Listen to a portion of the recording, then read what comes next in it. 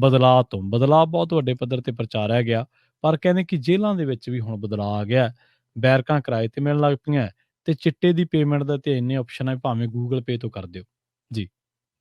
ਬਿਲਕੁਲ ਪ੍ਰਵੀਨ ਜੀ, ਜੇਲ੍ਹਾਂ ਦੇ ਵਿੱਚ ਪਹਿਲਾਂ ਵੀ ਹਾਲਤ ਕੋਈ ਜ਼ਿਆਦਾ ਚੰਗੀ ਨਹੀਂ ਰਹੀ। ਜੀ। ਸਰਕਾਰਾਂ ਚਾਹੇ ਪੰਜਾਬ 'ਚ ਬਦਲਦੀਆਂ ਰਹੀਆਂ, ਜੇਲ੍ਹ ਮੰਤਰੀ ਚਾਹੇ ਬਦਲਦੇ ਰਹੇ, ਜੇਲ੍ਹ ਦੇ ਮੁਖੀ ਚਾਹੇ ਬਦਲਦੇ ਰਹੇ, ਜੇਲ੍ਹ ਦੇ IG DGP ਚਾਹੇ ਬਦਲਦੇ ਰਹੇ, ਪਰ ਜੇਲ੍ਹਾਂ ਦੀ ਹਾਲਤ ਨਹੀਂ ਬਦਲੀ। ਜੀ। ਕੈਦੀਆਂ ਦਾ ਰਹਿਣ ਸਹਿਣ, ਉਹਨਾਂ ਦੀ ਮਿਲਣੀ, ਉਹਨਾਂ ਦੇ ਆਉਣ ਜਾਣ, ਉਹਨਾਂ ਦੀਆਂ ਚੀਜ਼ਾਂ ਲੋੜਾਂ, ਉਹ ਪੈਸੇ ਦੇ ਹਿਸਾਬ ਨਾਲ ਪੂਰੀਆਂ ਹੁੰਦੀਆਂ ਰਹੀਆਂ। ਹਾਂਜੀ। ਅੰਦਰ ਜੇਲ੍ਹਾਂ ਦੇ ਅੰਦਰ ਨਸ਼ਿਆਂ ਦਾ ਮਿਲਣਾ, ਜੇਲ੍ਹਾਂ ਦੇ ਅੰਦਰ ਲੜਾਈਆਂ ਦਾ ਹੋਣਾ, ਕਤਲ ਤੱਕ ਦਾ ਹੋ ਜਾਣਾ, ਅੰਦਰੋਂ ਲਾਈਵ ਇੰਟਰਵਿਊਆਂ ਦਾ ਹੋ ਜਾਣਾ, ਇਹ ਵਰਤਾਰਾ ਜਾਰੀ ਹੈ। ਇਸੇ ਵਰਤਾਰੇ 'ਚ ਇੱਕ ਅਨੋਖੀ ਖਬਰ ਜਿਹਦਾ ਜ਼ਿਕਰ ਤੁਸੀਂ ਕਰ ਰਹੇ ਹੋ ਕਿ ਹੁਣ ਤਾਂ ਬਦਲਾਅ ਦੇ ਹਵਾਲੇ ਨਾਲ ਹੋਰ ਬਦਲ ਮਿਲ ਗਏ ਉਹਨਾਂ ਨੂੰ ਕਿ ਭਾਈ ਚਾਹੇ ਪੇਮੈਂਟ ਨਗਦ ਦੀ ਬਜਾਏ ਜਾਂ ਬਾਹਰੋਂ ਪਹਿਲਾਂ ਪੈਸਾ ਫੜਾਓ ਫਿਰ ਅੰਦਰ ਮਾਲ ਜਾਊ, ਉਹਦੀ ਬਜਾਏ ਅੰਦਰੋਂ ਹੀ ਗੂਗਲ ਪੇ ਹੋਣ ਲੱਗੀ। ਸੋ ਇਹ ਇੱਕ ਨਵੀਂ ਸਹੂਲਤ। ਮਾਨਸਾ ਖੇਤਰ ਦਾ ਇੱਕ ਬੰਦਾ ਜ਼ਮਾਨਤ ਤੇ ਆਇਆ ਹੋਇਆ ਜੀ ਬਾਹਰ। ਠੀਕ ਹੈ। ਬਾਹਰ ਆਉਣ ਤੋਂ ਬਾਅਦ ਉਹਨੇ 2 ਵੀਡੀਓ ਚਲਵਾਤੀਆਂ, ਉਹ ਵੀਡੀਓ ਵਾਇਰਲ ਹੋ ਗਈਆਂ। ਉਹਨਾਂ ਵੀਡੀਓ ਦੇ ਵਿੱਚ ਜੇਲ੍ਹ ਦੇ ਅੰਦਰ ਦੀ ਵੀਡੀਓ ਆ, ਪੰਜਾਬ ਦੀ ਜੇਲ੍ਹ ਦੀ, ਕਿ ਉਹ ਜੇਲ੍ਹ ਦੇ ਅੰਦਰ ਇੱਕ ਕੈਦੀ ਲੰਮਾ ਪਿਆ ਤੇ ਉਹ ਲੰਮਾ ਪੈ ਕੇ ਵੀਡੀਓ ਕਾਲਿੰਗ ਰਾਹੀਂ ਕਿਸੇ ਨਾਲ ਗੱਲ ਕਰ ਰਿਹਾ ਜੀ। ਤੇ ਬੜੇ ਆਰਾਮ ਨਾਲ ਰਿਲੈਕਸ, ਜਿਵੇਂ ਆਪਾਂ ਮਤਲਬ ਆਪਣੇ ਘਰੇ ਬੈਡਰੂਮ 'ਚ ਪਈ ਹੋਈ ਹੈ ਨਾ, ਜਾਂ ਬਾਹਰ ਮੌਸਮ ਵਧੀਆ ਤਾਂ ਕੋਠੇ ਤੇ ਮੰਜਾ ਢਾ ਕੇ ਪਈ ਹੋਈ, ਉਵੇਂ ਉਹ ਬੈਰਕ ਦੇ ਅੰਦਰੋਂ ਪਿਆ ਲੰਮਾ ਪਿਆ ਗੱਲ ਕਰ ਰਿਹਾ। ਤੇ ਇਸੇ ਤਰ੍ਹਾਂ ਇੱਕ ਵੀਡੀਓ ਹੋਰ ਹੈ ਕਿ ਬਾਹਰ ਜਿਵੇਂ ਸ਼ਾਮ ਨੂੰ ਖਿਡਾਰੀਆਂ ਉਹਨਾਂ ਨੂੰ ਆਪਣੇ ਕੈਦੀਆਂ ਨੂੰ ਬਾਹਰ ਛੱਡਿਆ ਜਾਂਦਾ, ਖੇਡ ਲੋ ਭਾਈ ਜਿਹਨੇ ਖੇਡ ਖੇਡਣੀ ਹੈ ਕੋਈ, ਹੈ ਨਾ। ਸੋ ਇਸ ਲਈ ਉਹ ਜੇਲ੍ਹ ਦੇ ਬਾਹਰ ਦੀ ਵਿਹੜੇ ਦੀ ਇੱਕ ਵੀਡੀਓ ਹੈ ਜਿਹਦੇ ਵਿੱਚ ਖੇਡਦੇ ਨਜ਼ਰ ਆਉਂਦੇ ਕੈਦੀ ਜੀ। ਪਰ ਇਹ ਦੋਏ ਵੀਡੀਓ ਬਣੀਆਂ ਵੀ ਇੱਕ ਮੋਬਾਈਲ ਵਾਲੇ ਨੇ ਨਾ। ਠੀਕ ਹੈ। ਸੋ ਇਸ ਲਈ ਮੋਬਾਈਲ ਦੇ ਹਵਾਲੇ ਨਾਲ ਤਾਂ ਆਪਾਂ ਅੰਦਰੋਂ ਬੈਠ ਕੇ ਇੰਟਰਵਿਊਆਂ ਹੋ ਗਈਆਂ ਇੰਟਰਨੈਟ ਰਾਹੀਂ, ਤਾਂ ਉਹ ਤੋਂ ਬੜੀ ਤਾਂ ਹੋਰ ਕੀ ਖਬਰ ਹੋਊਗੀ ਮੋਬਾਈਲ ਵਾਲੀ ਦਾ ਨਾ। ਸੋ ਮੋਬਾਈਲ ਵਾਲੀ ਤਾਂ ਖਬਰ ਪਹਿਲਾਂ ਹੀ ਹੈਗੀ ਸੀ, ਪਰ ਇਹ ਕੈਦੀ ਨੇ ਕੁਝ ਨਵੇਂ ਤੱਥ ਲਿਆ ਕੇ ਰੱਖੇ। ਹੁਣ ਉਹਦੇ ਉੱਤੇ ਨਾ ਕੋਈ ਕਰਨ ਨੂੰ ਤਿਆਰ, ਨਾ ਜਾਂਚ ਕਰਨ। ਹੋ ਸਕਦਾ ਹੈ ਕੈਦੀ ਦੇ ਜਾਣ ਤੋਂ ਬਾਅਦ ਦੁਬਾਰਾ ਜ਼ਮਾਨਤ ਖਤਮ ਹੋਣ ਤੋਂ ਬਾਅਦ ਇਹਦੀ ਖਿਚਾਈ ਕੋਈ ਹੋ ਜਾਵੇ। ਇਹ ਕੈਦੀ ਕਹਿੰਦਾ ਕਿ ਅੰਦਰ ਬੜੀ ਆਸਾਨੀ ਨਾਲ ਚਿੱਟਾ ਤੱਕ ਉਪਲਬਧ ਹੁੰਦਾ ਜੀ। ਮਤਲਬ ਖਾਣ ਪੀਣ ਦੀਆਂ ਲੋੜਾਂ, ਕੋਈ ਰਹਿਣ ਸਹਿਣ ਕੱਪੜੇ ਲੀੜੇ ਦੀ ਲੋੜ, ਕੋਈ ਪੈਸੇ ਧੇਲੇ ਦੀ ਲੋੜ, ਉਹ ਤਾਂ ਪਹਿਲਾਂ ਵੀ ਪੂਰੀਆਂ ਹੁੰਦੀਆਂ ਸੀ, ਪਰ ਹੁਣ ਚਿੱਟੇ ਦੀ ਪੂਰਤੀ ਬੜੀ ਆਸਾਨ ਹੋ ਗਈ ਹੈ। ਠੀਕ ਹੈ। ਤੇ ਕਹਿੰਦਾ ਜੇ ਸ਼ਿਕਾਇਤ ਕਰੋ ਤਾਂ ਅਧਿਕਾਰੀ ਸੁਣਦੇ ਨਹੀਂ,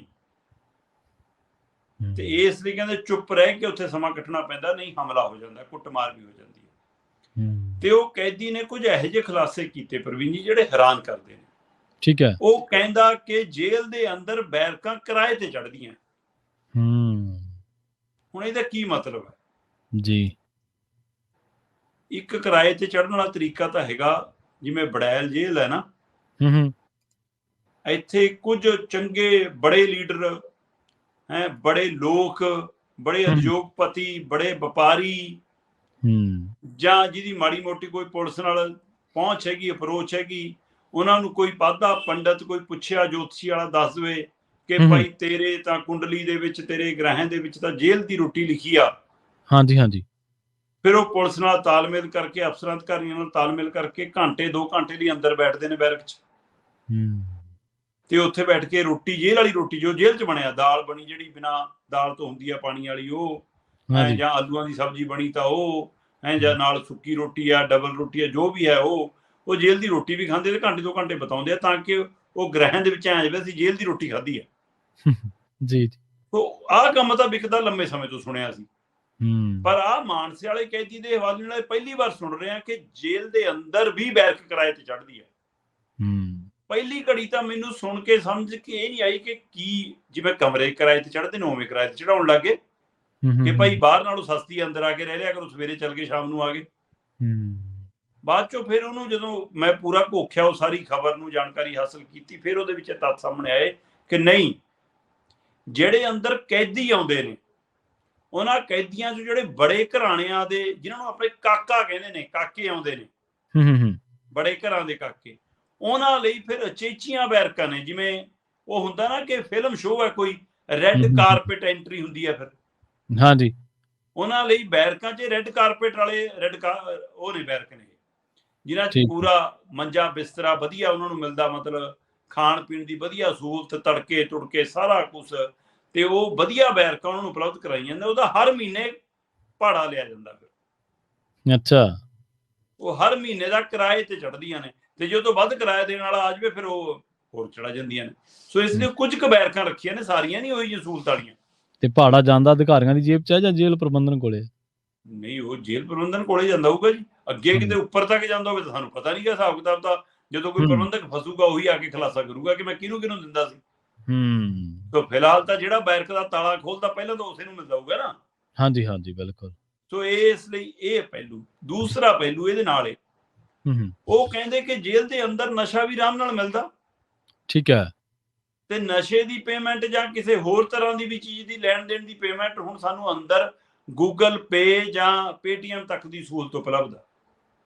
ਹੁਣ ਇਹਦਾ ਮਤਲਬ, ਜਿਵੇਂ ਆਪਾਂ ਉਸ ਦਿਨ ਵੀ ਗੱਲ ਕੀਤੀ ਸੀ ਜਦੋਂ ਕਿਹਾ ਗਿਆ ਕਿ ਅੰਦਰੋਂ ਜੀ ਗੈਂਗਸਟਰ ਦੀ ਲਾਈਵ ਇੰਟਰਵਿਊ ਚੱਲੀ, ਕਿਹਾ ਬੈਰਕ ਦੇ ਅੰਦਰੋਂ ਨੇ ਬੈਰਕ ਵੀ ਦਿਖਾਤੀ, ਕਿਹਾ ਬੈਰਕ, ਉਹਦਾ ਮਤਲਬ ਸੀ ਕਿ ਅੰਦਰ ਲਾਈਟ ਦਾ ਪ੍ਰਬੰਧ ਵੀ ਆ, ਅੰਦਰ ਮੋਬਾਈਲ ਦਾ ਪ੍ਰਬੰਧ ਵੀ ਆ, ਸਮਾਰਟ ਮੋਬਾਈਲ ਦਾ, ਅੰਦਰ ਇੰਟਰਨੈਟ ਦਾ ਪ੍ਰਬੰਧ ਵੀ ਆ ਜੀ। ਤੇ ਇਸੇ ਤਰ੍ਹਾਂ ਜੇ ਅੰਦਰ ਦੀਆਂ ਵੀਡੀਓ ਬਾਹਰ ਆਉਂਦੀਆਂ ਨੇ ਤਾਂ ਉਹ ਕਿਸੇ ਨਾ ਕਿਸੇ WhatsApp ਰੂਪ 'ਚ ਸ਼ੇਅਰ ਹੁੰਦੀਆਂ ਨੇ। ਸੋ ਆਹ ਜਿਹੜੀ ਹੁਣ ਖਬਰ ਹੈ ਕਿ ਅੰਦਰੋਂ ਸਾਨੂੰ ਗੂਗਲ ਪੇ, ਪੇਟੀਐਮ ਦੀ ਸਹੂਲਤ ਵੀ ਉਪਲਬਧ ਹੈ, ਇਹਦਾ ਮਤਲਬ ਅੰਦਰ ਸਮਾਰਟਫੋਨ ਨੇ ਤੇ ਉਹ ਸਮਾਰਟਫੋਨ ਤੇ ਇੰਟਰਨੈਟ ਉਪਲਬਧ ਹੈ ਤੇ ਇੰਟਰਨੈਟ ਦੇ ਸਾਰੇ ਐਪ ਨੇ।